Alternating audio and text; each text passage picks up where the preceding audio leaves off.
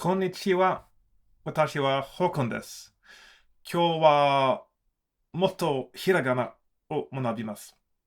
Hello, my name is Hakon, and today we will be learning more hiragana.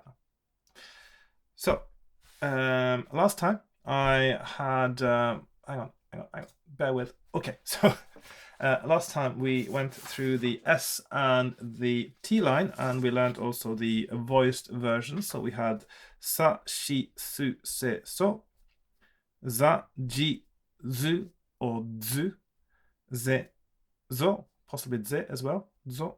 I think the Z ones can all be za. I think they can actually be za, za, zu, ze, zo as well, depending on context. And then it's the T line. Ta, chi, tsu, te, to. Da, ji, tsu, te, do. And by this time, we already have several characters that look a bit alike.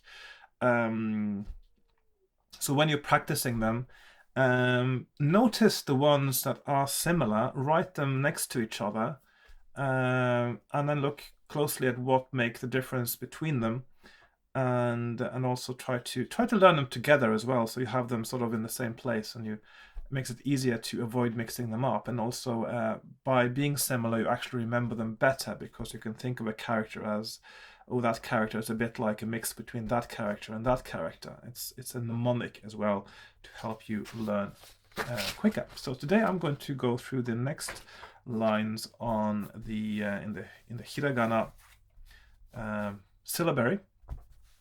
Not an alphabet, it's a list of syllables. So remember last time I mentioned there are 104 possible syllables in Japanese. If I counted them correctly, that is. I think I did.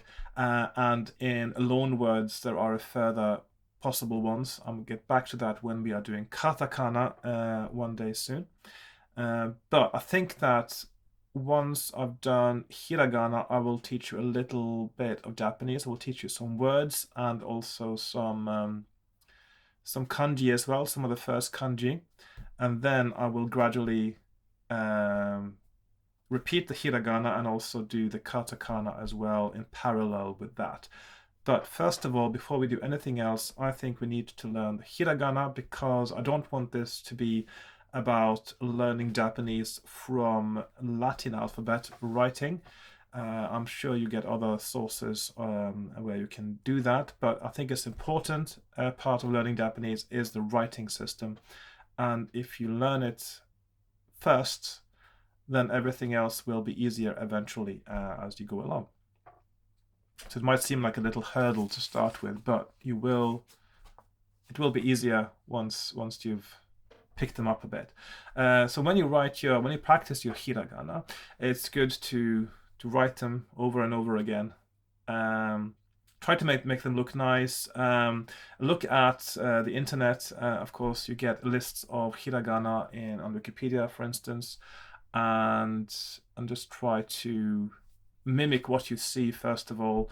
Try to get proportions right. I know it's difficult, but this is how you learn to write any alphabet. Indeed, when you start school and learn to write, you also have to follow the patterns when you're learning your ABCs as well. And then once you know the patterns and you understand how the letters are distinguished from each other, then you can break the patterns. This is a well-established learning method for alphabets and also for things like Japanese things like karate, when you have what's known as kata, which means pattern. So what you do is you learn these patterns and you try to mimic them precisely. But once you know them, you'll know how they work and why they work, and you can actually deviate from them. So martial arts, learning to write, similar thing, interestingly. Okay, so last time we did the T line, the S line and the T line, so that means the next one up is the N line. So we have na, ni, nu, ne, and no. So na is a character that looks a bit like something else we've seen already. So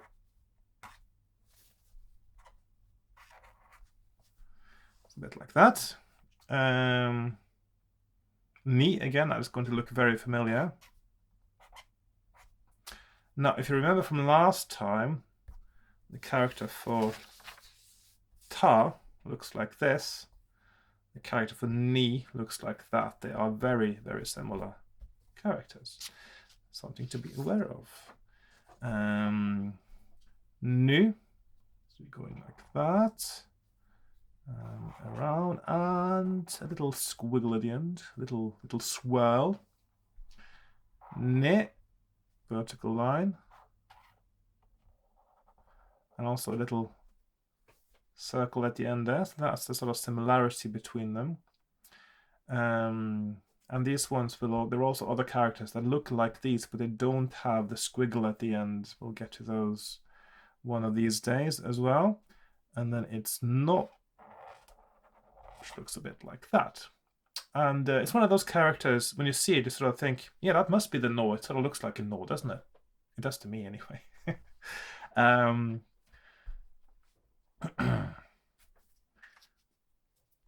then it's after the N line. Of course, the N line doesn't have a voiced version with the dakten. I'll just write that down actually, dakten, which is the diacritic that shows the voicing, which is used on the K and the S and the T line, because the N is already a voiced consonant.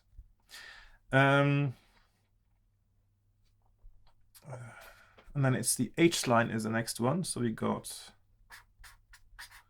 ha, he. If you remember from last time, the he is very often a sh sound rather than a he sound, or something in between, or both at the same time almost. He, hiragana, hyaku, hito. So yes, and then it's the hu, of course. We know how to say that by now. And he, ho. So, and ha is a character you will encounter quite a lot, because that is also the theme particle. So when I say in the beginning of my videos, I say watashi wa Hakon desu. The wa, watashi, wa. That wa is actually also the ha character. That's how it is written. That is a particle that, as a particle, it gets a different pronunciation. So that's something you must be aware of. And also, when you use Google Translate, sometimes when you are supposed to get a wa in the transliteration you get on Google Translate, it actually says ha instead. So you have to be aware of that. It is pronounced wa when it is a theme particle. In every other context, when it has a grammatical or lexical meaning beyond a particle, it is pronounced ha. So he, like so. Who is kind of a peculiar one. So it's a little squiggle there. Let's go down like that and go like so. It looks, again, this is actually one of the characters that I feel look like what it sounds like. Who, it looks like a who to me.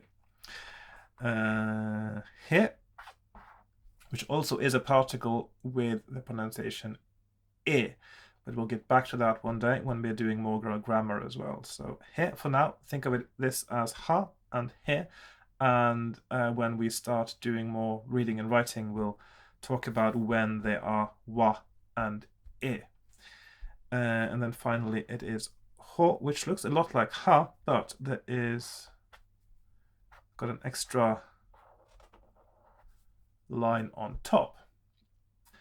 And usually this line on top, it doesn't, the line that goes down doesn't cross through it. It should be on top of it. So sort of little things like that. Are you ready for another one? Should we do one more?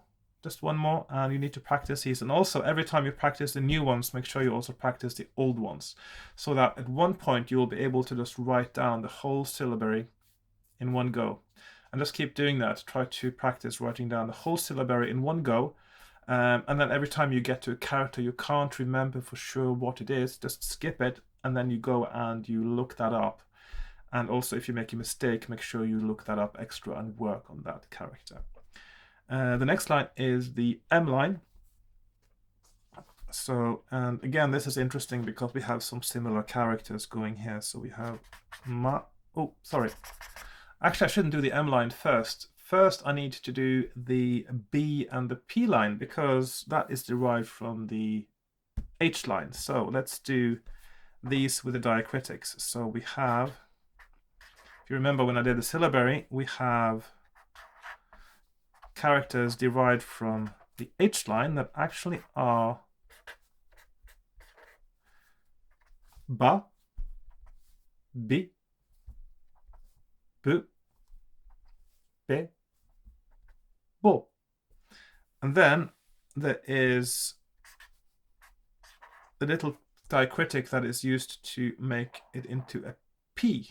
And that is a little circle, like a this is what a full stop looks like in Japanese, by the way. It looks like a degree mark, and that is known as a handakuten, I think. Let's see. Which basically just means half dakuten. So handakuten. So I'm thinking because of the name, maybe at some point in history it was written with a single line like so, and then the dakuten was written with two. It's possible, I don't know for sure. But in any case, today it is stylized as a little circle. So, pa, pi, pu, pe, po. So we have na, ni, nu, ne, no, ha, hi, hu, he, ho, ba, bi, bu, be, bo, pa, pi, pu, pe, po. And if you don't get all the sounds sounding Japanese, that is fine too. One of the things about learning languages is, of course, you can't expect to speak like a native, but it's important to try to make your sounds distinguishable. I mean, that is to say, you have to make sure that you don't pronounce a sound in a way that can be confused with something else. And you have to make sure that, so if you say who instead of foo, for instance, or if you say foo, you probably would still be fine. People in Japan would understand you because it couldn't be anything else. So, and also indeed in Japanese, people would pronounce their sounds slightly differently. And in languages in general, you have something known as allophones. Let's talk about allophones, even though it's not something I'm going to say too much about now.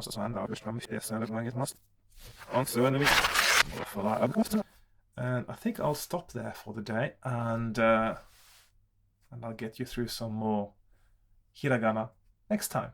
So thanks very much for watching, and I'll see you in my next video. どうもありがとうございます。さようなら。